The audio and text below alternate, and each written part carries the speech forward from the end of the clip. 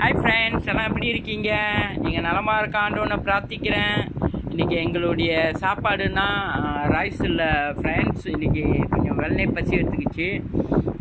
அங்கே பாருங்கள், தோசை மக தான் செஞ்சாங்க. தோசை 2, அப்புறம் கொஞ்சம் இட்லி இப்போ தான் அவிச்சிது. இட்லி தோசை, அப்புறம் அவங்க வந்து ஒரு முட்டை தோசை செஞ்சுக்கிட்டாங்க. இது வந்து மைலோ. அப்புறம் வந்து ஸ்பெஷல் வந்து ஆட்டு கிரேவி மாரி வச்சாச்சு ஃப்ரெண்ட்ஸ். முந்தானத்து தான் வாங்கினது.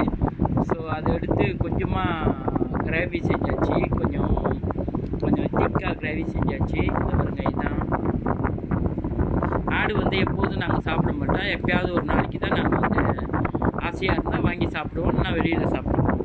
பாருங்க ஃப்ரெண்ட், நல்லா இருக்குங்களா?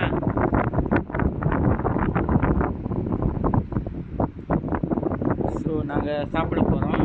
இந்த மாதிரிலாம் எப்போயாவது ஒரு நாளைக்கு செஞ்சு சாப்பிட்லாம் ஃப்ரெண்ட்ஸ். நீங்களும் நேரம் இருந்தால் இந்த மாதிரி செஞ்சு சாப்பிடுங்க.